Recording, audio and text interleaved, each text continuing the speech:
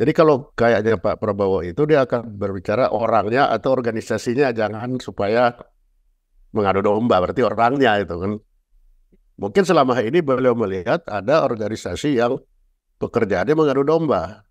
Iya, Artinya organisasi itu sudah gagal kalau seperti itu karena ketahuan kan. Intelijen itu berpasangan. Ada agen sama agen handler. iya, Selalu itu. Misalkan Panglima Kabais saya, iya, Presiden Kepala BIN. iya. Nah, yang si intelijen selalu bekerja berdasarkan namanya UUK, unsur utama keterangan yang diberikan oleh agen handlernya. Nah, sehingga apa yang diperintahkan oleh agen handlernya nggak ada orang yang tahu. Nah, jadi ukurannya selama orang kepala BIN misalnya itu tidak diganti, ya artinya selama ini komunikasinya bagus-bagus gitu. Iya, iya. Itu aja. Walaupun isu orang seolah-olah ada friksi politik apa tuh nggak Oh, ada lah. apapun kata orang, kalau sudah tidak sepakat diganti, Iya, iya. itu intelijen karena dia sangat sangat menyatu, sangat menyatu. Itu kalau pekerjaan intelijen itu. Jadi ini luar biasa penjelasan Bapak ini. Jadi semakin orang harus berpikir dengan sehat, Iya, ya betul. kan? Jadi jangan kita ingin mengadu domba antara kepala BIN dengan presiden kan gitu, Iya, Pak. percoba. Mau dibilang apa, cuma orang dua itu aja yang tahu.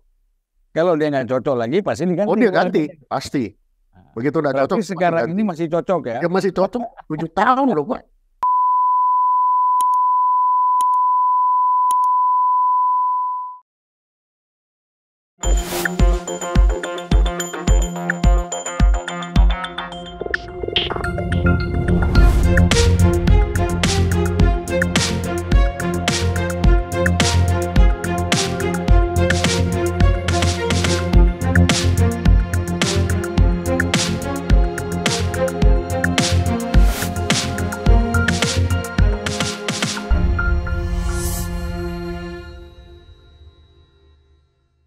Ya, selamat dengan kehadirannya di podcast kami, Pak, Unpacking Indonesia. Ya, senang sekali ini bisa ngobrol-ngobrol dengan Pak Sulaiman, ya, seorang pakar intelijen yang saya kira tidak perlu diragukan lah, Iya, Pak. ya Pak. Ini orang Sulawesi Utara, asli ya Pak, Sulawesi Utara. Asli saya, Pak. Iya. Bapak ini kalau nggak salah lulusan tahun 78 ya, 78, Pak. Iya. TNI Angkatan Laut. Iya. Ya, luar biasa ini Pak. Biasa kan intelijen itu dari Angkatan Darat. Ini ada Bapak dari Angkatan Laut. Sama aja lah Pak ya. Apapun nama angkatannya yang penting intelijen itu Yang bekerja. penting intelijen itu, Pak. Iya. Jadi Pak Sulaiman, Pak Prabowo itu kan nampaknya beliau itu resah sekali dengan persoalan intelijen kita sekarang ini kan. Sehingga dia mengatakan bahwa intelijen itu jangan mengadu domba, jangan mengurusiannya mengintelin orang-orang di dalam negeri ini, tapi justru kan harus melakukan dalam konteks mungkin pertahanan keamanan kita Pak ya, dari segi intelijen itu penting sekali. Kan informasi utama itu kan dari intelijen Pak. Ya, betul. Makanya seingat saya, dulu kalau ada Pangdam, intelijen itu selalu asisten 1 ya Pak ya. Asisten 1, ya selalu. Baru masuk teritorial asisten 2, operasi asisten 3 kan. Ya. Nah kalau asisten 3 operasi tanpa lewat asisten 1 ini kan bahaya Pak ya. Itu dia. Ya. Jadi begitu pentingnya informasi dari intelijen itu di dalam mengambil langkah-langkah selanjutnya ya. Nah ini Pak, bagaimana Bapak membaca apa yang disampaikan oleh Pak Prabowo tentang masalah intelijen ini Pak? Iya, jadi kalau ketika kita berbicara intelijen, Iya Pak. kita harus lihat apakah intelijen itu kan ada 3 artinya, ada kalanya. Ya. Ada kalanya intelijen itu berarti organisasi, Ya. ada kalanya dia berbicara kegiatannya atau operasinya, ada kalanya dia berbicara tentang isinya. Ya. Nah, Jadi kalau kayaknya Pak Prabowo itu dia akan berbicara orangnya atau organisasinya, jangan supaya mengadu domba. Berarti orangnya itu kan, Iya, iya. orangnya jangan mengadu domba. Terus kalau ada orang pasti ada organisasinya. Iya, iya, Pak. Kan itu logikanya kan begitu. Sehingga dari situ mungkin selama ini beliau melihat ada organisasi yang pekerjaannya mengadu domba. Artinya organisasi itu sudah gagal kalau seperti itu karena ketahuan kan. Iya. Iya benar, intelijen ketahuan udah gagal, Pak. Ya sudah gagal, sudah pasti. Sudah ketahuan, sudah gagal. Nah, memang intelijen itu dipakai untuk negara. Kenapa? Karena bagi intelijen itu Ya, Pak. untuk misalkan begini, mencegah. Pencegahan oleh intelijen itu sampai kita kalau mencegah nggak digigit nyamuk itu diapakan, Pak? Ya pasti dicegah, dikasih ini, Baygon. Pak, baygon atau obat-obat yang lain ya. Sebenarnya pemberian baygon, obat lain-lain kan itu pembunuhan kan? Iya. Nah, itu dia. Jadi pencegahannya itu sampai ke situ. Iya, iya, iya. Itulah sebabnya maka itu selalu dimanfaatkan untuk tingkat negara. Jangan sampai itu hanya tingkat organisasi di bawah negara. Iya, iya, Pak. Karena bagaimana sampai dia melakukan pencegahan itu sampai mengirim orang ke Balikpapan dengan sebegitu mudah kan? Nah itu. Ya jadi memang menurut Bapak, bagaimana kita melihat fungsi intelijen yang ada sekarang ini? Mungkin orang kalau bicara intelijen, Pak ya, kalau sekarang ini kan yang sangat menjadi perhatian orang kan Badan Intelijen Negara ya. Ya, betul. Nah, karena kalau intelijen itu begini lagi, intelijen itu berpasangan. Ada agen sama agen handler. Selalu itu. Misalkan Panglima Kabais saya. Presiden Kepala BIN. Nah, yang si intelijen selalu bekerja berdasarkan namanya UUK, unsur utama keterangan yang diberikan oleh agen handlernya. Nah, sehingga apa yang diperintahkan oleh agen handlernya nggak ada orang yang tahu. Iya. Jadi kita langsung. Jadi kita tidak bisa menilai apakah organisasi ini berhasil atau tidak. Karena perintahnya hanya dia berdua yang tahu, nggak ada orang lain. Iya, Pak. Bahkan presiden juga nggak tahu barangkali. Nah, cuma presiden yang tahu, dia berdua. Kalau presiden sudah nggak tahu, ya ganti aja kepala BIN-nya. Iya. Itu harus sangat dekat, makanya selalu pekerjaan itu kan dia urut nomor 1. Jadi kalau misalkan waktu saya Aspam, begitu tahun pertama bulan Januari saya yang harus kasih briefing dulu. Dalam tahun ini ancamannya kemungkinan 1, 2, 3, 4, 5, 6. Baru diikuti perencanaan terus ke bawah.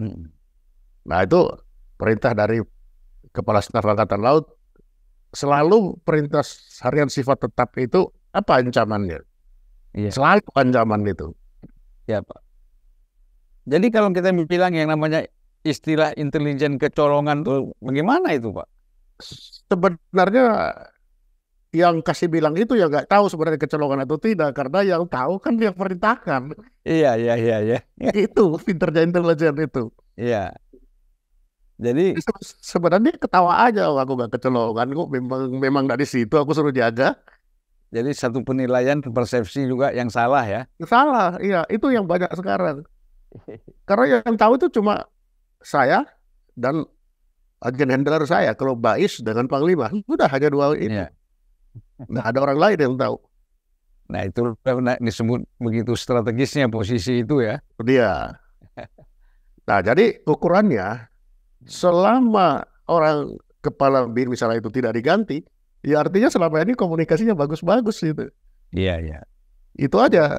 Walaupun isu orang seolah-olah ada friksi politik apa tuh nggak ada lah. Apapun kata orang, kalau sudah tidak sepakat diganti. Iya, iya. Itu intelijen karena dia sangat sangat menyatu, sangat menyatu. Itu kalau pekerjaan intelijen itu. Jadi ini luar biasa penjelasan Bapak ini. Jadi semakin orang harus berpikir dengan sehat, Iya, betul. ya kan? Jadi jangan kita ingin mengadu domba antara kepala BIN dengan presiden, kan gitu, Iya, Pak. percoba. Mau dibilang apa, cuma orang dua itu aja yang tahu. Kalau dia nggak cocok lagi, pasti diganti. Oh, dia ganti, pasti. Begitu udah Berarti cocok, sekarang ganti. ini masih cocok ya? Ya masih cocok 7 tahun loh, Pak. Iya, iya. 7 Betul. tahun.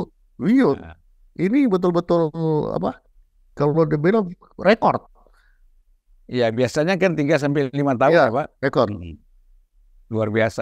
Ini pas permainan mereka berdua pas seperti itu. Nah, Bapak, bagaimana pengalaman Bapak? Kan Bapak pasti melihat ini mengantisipasikan biasa pada saat Bapak mungkin juga menjabat sebagai kepala Badan Intelijen Strategis, ya, juga bahkan mungkin juga setelah itu sebagai pengamat intelijen ya, Pak. Pasti kan ada keinginan-keinginan asing, Pak, yang mengganggu stabilitas negara kita, kan? Itu Nah, pasti, itu jangan ditanya lagi kalau itu. bagaimana Pak kita mengantisipasi melihat ini? Itu kalau permainan dari asing itu sudah tidak asing lagi. Ya. Yang aneh kalau tidak ada permainan itu. Jadi kalau dia ada tetap. Ya. Nah, disitulah intelijen bermain. Ya, Nah, kalau kan, gimana Pak? kan orang tidak tahu permainan kita. Ya. Ketemu di mana. Misalkan ketika dia ajak ketemu atau kita tahu, oh ada ketemu. Nah, Ya. di situ dia cari tahu apa, kita juga menyampaikan apa maunya kita kepada mereka. Itu udah pasti. Ada nggak case pengalaman Bapak mengenai masuknya kepentingan-kepentingan asing di dalam mengganggu stabilitas kita, Pak? Kalau dia mengganggu langsung itu enggak. Ya. Mengganggu langsung enggak. Tapi dia panjang berputar. Misalkan, waktu saya itu ada namanya Defense Intelligence Research Analysis Course. Ya. Itu bagus kan kelihatannya? Ya. Begitu saya ambil random, kan disekolahkan ke Australia. Random saya ambil. Begitu saya lihat, wah, tulisannya itu begitu yang namanya kalau orang bilang tesisnya itu dia misalkan bagaimana mencari satu pengamanan satu gudang senjata di Indonesia, bagaimana? Jadi dia betul-betul ke pusat tempat-tempat kita yang dicari. Nah, itu.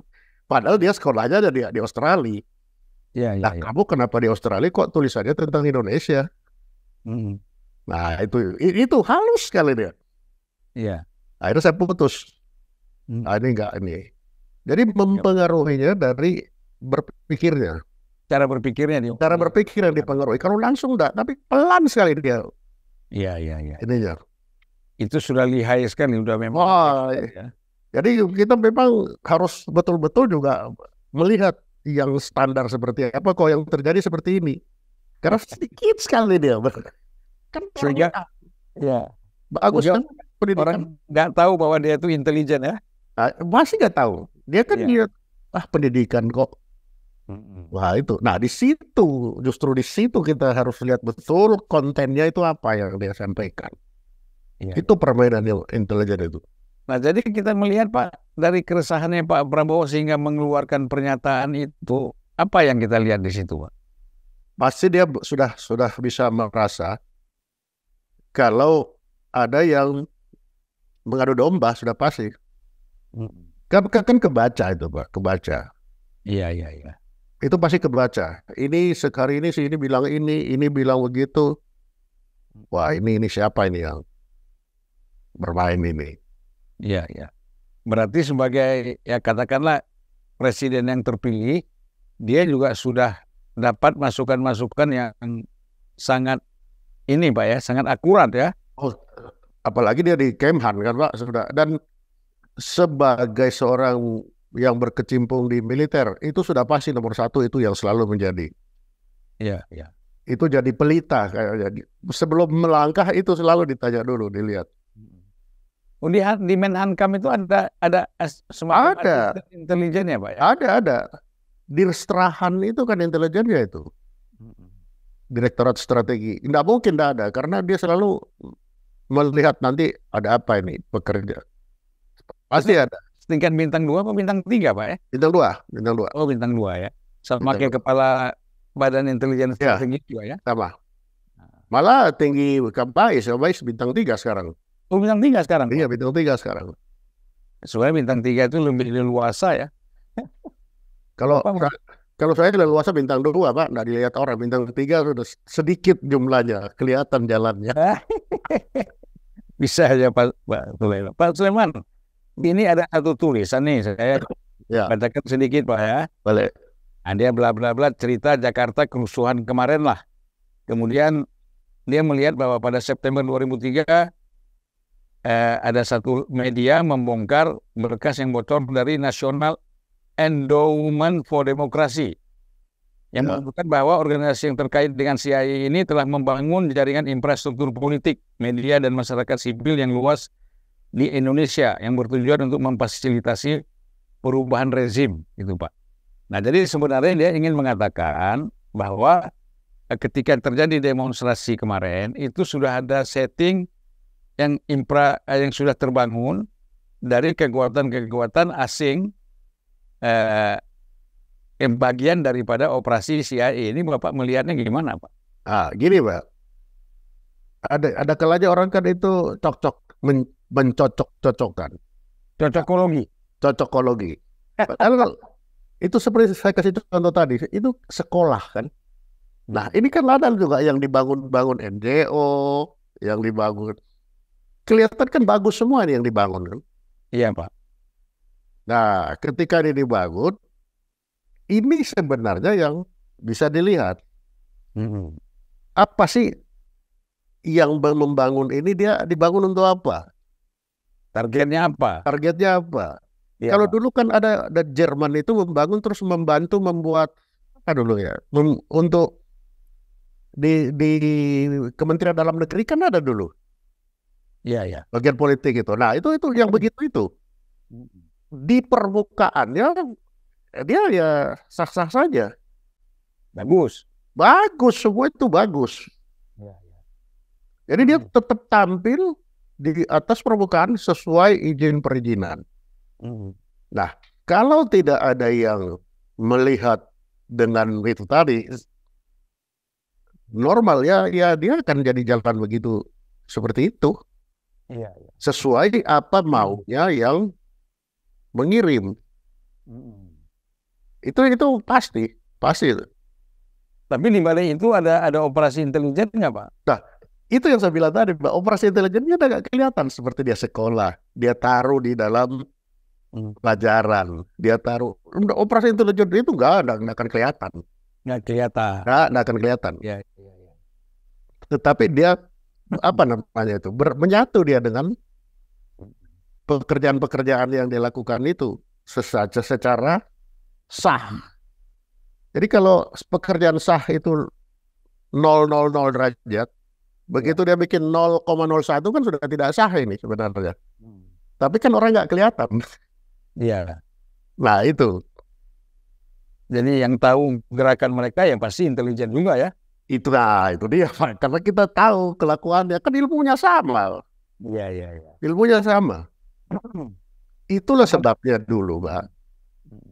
Intelijen kan ada di mana-mana aja di satuan, di lembaga, departemen, ditaruh. Sebenarnya hanya melihat itu. Ada enggak ini dia melenceng? Karena enggak semua orang bisa melihat itu. Kebiasaan itu. Nah, jadi kalau kita lihat di sini, Pak, bahwa potensi yang mengganggu stabilitas kita baik dalam demokrasi politik ataupun ekonomi itu kerap dengan operasi-operasi itu, Pak. Ya, begitu. Memang permainan itu. Jadi kita harus bermain. Saya selalu kan bicara dalam bernegara itu cuma 2 alatnya itu. By law atau beyond the law. Udah. Iya, iya. By law dia muncul resmi. Tetapi di samping itu ada beyond the law-nya. Pasti dia jalan terus itu berdua itu. Iya. Dan itu terus enggak bisa kita tinggalkan itu. Iya. Orang sudah melihat sah kok dia masuk sah. Oh, belum tentu. Iya. Agenda di balik itu pasti berpasangan dia, pasti. Iya. Pasti berpasangan. Itulah sebabnya kita juga seperti itu harus bermain. Ya, makanya kalau orang awam tuh suka terkecoh, Pak ya. Nah, itu dia. Orang itu terkecoh, kita itu suka terkecoh karena selalu hanya melihat, itu benar kok dia. Siapa bilang belum tentu dia. Iya. Beyond the law pasti ada, pasti. Memang untuk menutupi operasinya itu memang dia harus kelihatan berbuat baik, Pak. Ya harus ya. Nah, itu suka terkecoh. Orang Indonesia itu cepat sekali terkecoh gitu. Oh, enggak apa-apa kok, bagus dia. Nah, ini kan kita lihat, Pak ya. Saya nggak tahu bagaimana Bapak membacanya. Sebelum ada demonstrasi besar-besaran kemarin, itu kan ada muncul simbol burung Garuda biru, kan gitu, Pak. Nah, itu sosial merata, dan itulah sebagai satu yang mempersatukan simbol perlawanan demonstrasi kemarin, kan gitu. Nah, kemudian tuntutannya adalah persoalan keputusan MK tidak boleh berubah, kan gitu, Pak. Ya. Nah, tapi setelah itu selesai, demonstrasi selanjutnya di beberapa daerah, ya belum sampai ke Jakarta, tapi di beberapa daerah langsung meminta Jokowi mundur, kan gitu. Ini dari segi intelijen bagaimana kita melihat ini, Pak? Kalau kita intelijen melihat itu orang kita kan, manusia itu kan banyak mau, masing-masing kan punya kemauan sendiri-sendiri. Iya. Nanti ada satu aja menyatu dia. Begitu satu pergi, dia balik lagi ke masing-masing ininya sendiri-sendiri. Iya. Ketujuan sendiri-sendiri dia balik lagi. Itu kan ketahuan nanti. Itu sebabnya. Makanya kita kalau di kita, Pak, itu punya data antecedent namanya. Itu catatan dosa-dosa itu. Oh, orang ini dulu pernah dengan siapa, Sebenarnya cuma sekedar pencatatan aja. Tapi nanti kalau sudah begini baru kelihatan. Oh ya dulu dia kesini, kok jadi daerah ini sudah sekarang gitu. Nah itu. Iya Pak. Jadi kalau dulu kita kan itu lebih mudah, ada litsus, Pak ya. Nah kalau dulu kan jelas ini, sekarang kan tidak ada. Jadi tapi disitulah ketabahan seorang intelijen dituntut. Bisa tidak dia terus-menerus mengikuti, melihat. Dia tidak boleh kelihatan sedang melihat, dia tidak boleh. Jadi sebenarnya kehidupan seorang intelijen itu tertutup sekali ya. Sangat tertutup. Karena begini, Pak. Mana ada orang mau merasa dia diawasi. Iya. Itu kan standar manusia. Iya. Begitu tahu diawasi, dia akan berubah sikap. Jadi kita intelijen sudah tidak akan mendapatkan yang sebenarnya. Iya. Saya juga dulu waktu saya masih aktivis tuh banyak juga kenal-kenal sama intelijen, Pak. Mulai Pak Ari Kumaat. Ya. Pak, beberapa kali ngobrol sama Pak Hendro.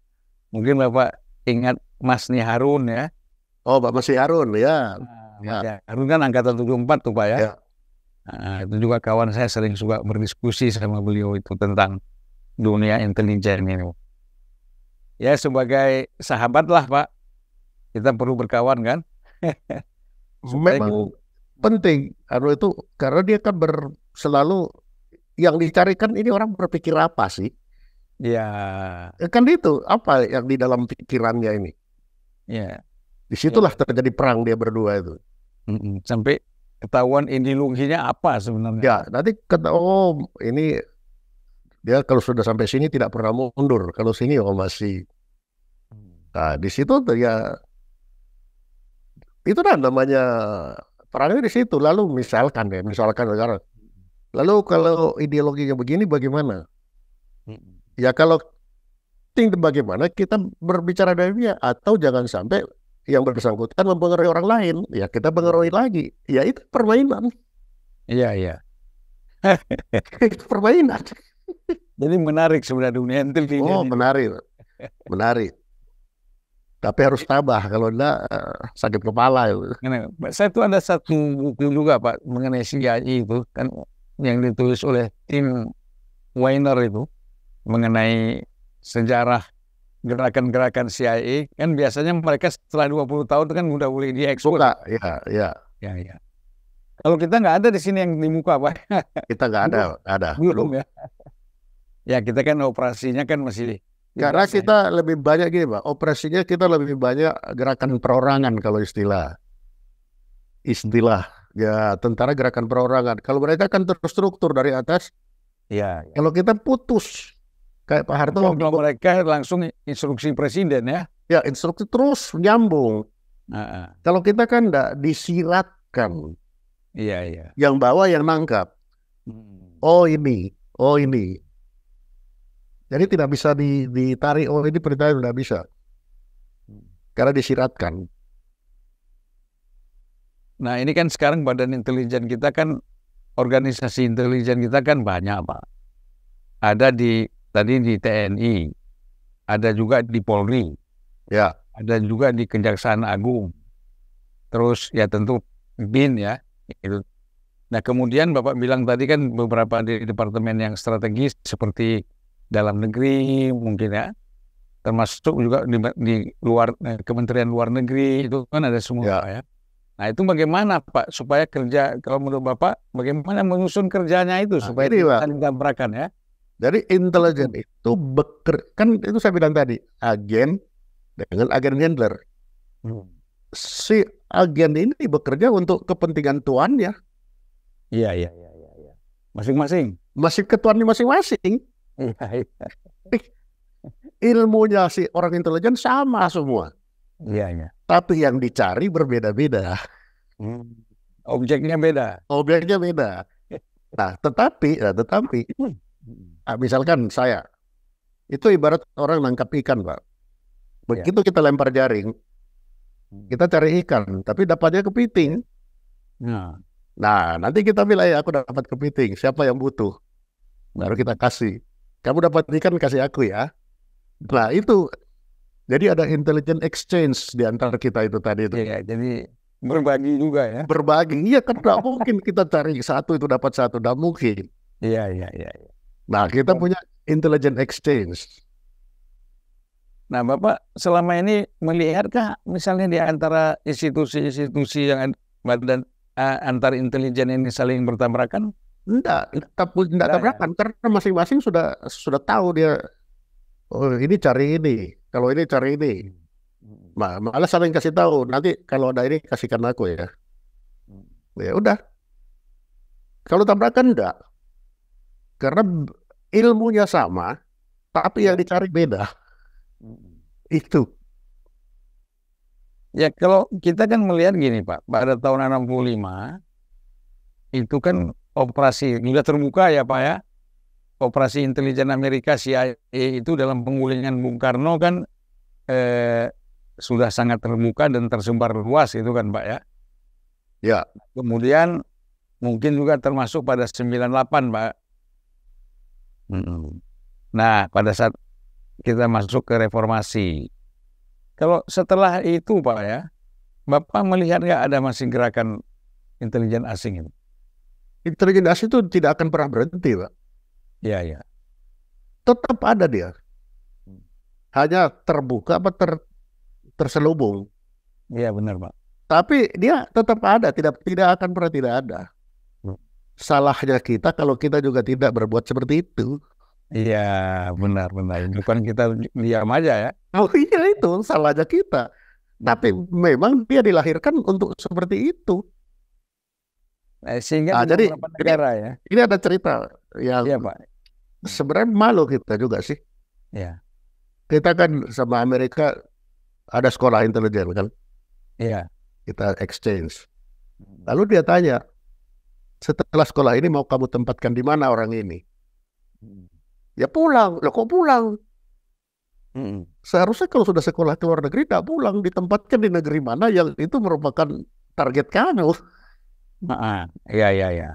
Itu kalau normatifnya seperti itu. Kalau kita tidak, kita pulang. Malah dia bingung, kok pulang ya?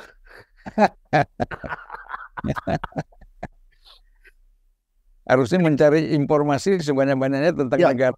ketika di sekolah misalkan kan ke Amerika, setelah lulus di situ, ya tidak pulang, dia ditempatkan ke negara mana yang menjadi target kita.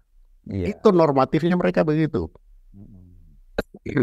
Kan Dia pasti bisa masuk bagian dari Anhan, Pak ya. Ya, Kan ada atas pertahanan kita. ke Adhan kan kalau Adhan terbuka, Pak. Iya. Kalau yang sekolah-sekolah yang kita kirim, habis itu nanti mau taruh di mana ini? Di negeri-negeri yang bukan Adhan itu. Iya. Nah, itu kelakuan intelijen ya seperti itu. Jadi di kita ada yang orang disekolahkan di mana, tiba-tiba dari sana dikirim ke sini aja dia masuk, diem-diem. Nah, ketika kita tidak mengirim, dia malah heran. Loh, kamu kok nggak menempatkan kemana-mana ya? Antik juga kata Indonesia ini. Ya mungkin belum ada negara yang jadi target, Pak. Ya, tidak ada yang target kita. Di situ dia asik. Nah, ini gara-gara kita tidak punya target, kita tidak terbiasa, begitu lihat itu kan aneh bagi kita. Sebenarnya tidak. Itu dia bagaikan organisme, Pak. Main terus saja. Iya. Ya, dan sementara kan gitu tadi, Pak. Kita tidak punya target, kita ini menjadi target. Betul. Betul. Salah sendiri kan? Jadi pada prinsipnya kalau kita lihat bahwa apa yang disampaikan oleh Presiden terpilih kita Prabowo itu mengenai soal intelijen itu berarti dia melihat selama ini lebih banyak mungkin mengadu domba, hal-hal situ yang ya pasti kan beliau di Kemhan kan bisa baca, lihat dia kan buat bikin ancaman untuk presiden kan, ada Jakub Hanek itu. Iya. Kan beliau pernah ngerasain itu ketika presiden bilang ini lewat Kemhan kan langsung ribut semua. Kenapa nggak bin? Kenapa ini harusnya bin? Harusnya. Nah itu kan. Iya. Pak Soleman, kita ini sudah lebih dari 30 menit.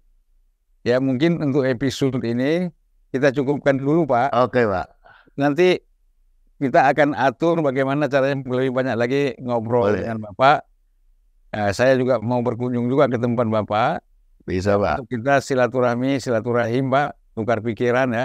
Ya. Penting sekali, apalagi soal intelijen ini, Pak. Karena ini adalah kita punya pertahanan pertama kan? Betul, kalau Pak. Jempol di sini ada jempol semua, Pak. Betul. Nah, nanti kalau ketemu saya lihatkan betapa rapuhnya kita itu. Iya, Pak. Ya Coba, itu masalahnya, Pak. Kerapuhan intelijen itu bahaya sekali, Pak. Nanti kalau ketemu Pak, saya kasih tahu. Jangan kalau terbuka gini ya bagus. Oh ya, janganlah. Jadi bukan bicara intelijen, bukan intelijen lagi kita kalau udah terbuka. Baik, Pak Soleman. Oke, Pak. Terima kasih. Senang sekali. Sampai jumpa ya, Pak. Sampai jumpa lagi, Pak. Sehat selalu dan sukses, Pak. Iya, selamat, Pak. Baik, Pak. Iya, malam. Malam, Pak.